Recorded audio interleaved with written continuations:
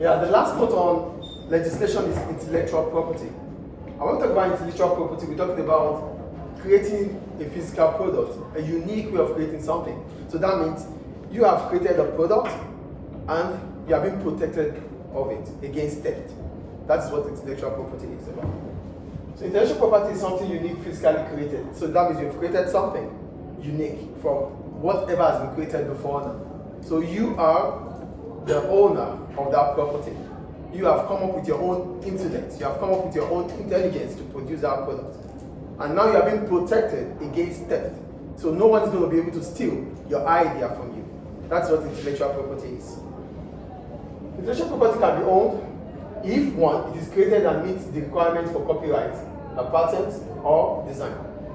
So we only talk about intellectual property if it meets up with the requirements necessary, which is the copyright. So that means you will only have the right to that property if the property was never in existence. Like the videos I make, as soon as I'm done in the course of me trying to upload the video, as soon as the video is done, the first thing it has to check is restriction against copyright. If I have not used someone's content, someone's write-up, someone's idea to create my video. So as soon as it is done, then my video will be no more published to the public. So it checks about the copyright, and afterwards, then the product or the video will be published. So as soon as it's been published, it simply means whoever uses my video has to get the permission from me. He or she wouldn't get the value for that video unless I give him or her the permission, because the video is rightly owned by me. Do you understand intellectual property here? Yeah. So that's the first point here, that it is created and meets the requirements for copyright.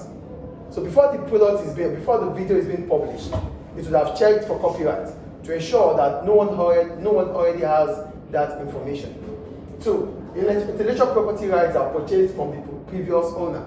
So you can have rights to that property because you have purchased the right from the creator. That gives you the permission to use the product.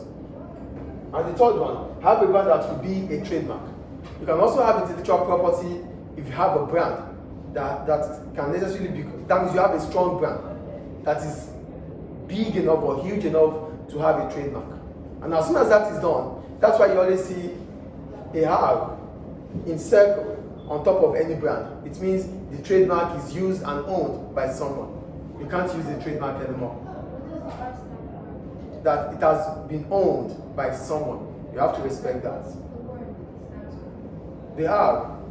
That means intellectual property rights. The right is being owned by a certain individual. It's a right that this right on this brand is being owned by an individual. Is it clear now? Okay. So there are two forms of intellectual property. We have the automatic and the one we have to apply for. So the first one is automatic protection.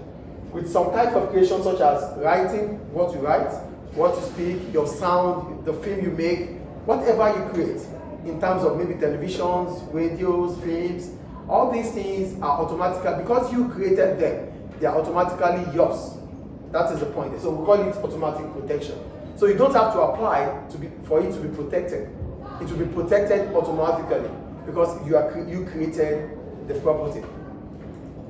And the second one is the applying one. So applying for protection for trademark or patent, it is important to apply for protection to see if such trademark or patent already exists. For trademark and patents, for trademarks or patents, it is important to apply for protection to see if such trademark or patent already exists. If you are applying because it's a trademark or patent, that means a patent is just to protect your innovation. So for you to be sure that, for you to have to be protected on that against theft, you have to apply to see if someone else has used a patent or not.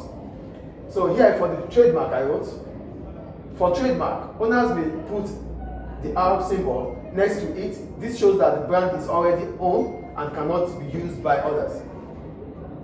That is for trademark. And for patents, they are used to protect inventions. Patents will only be guaranteed if the invention is new.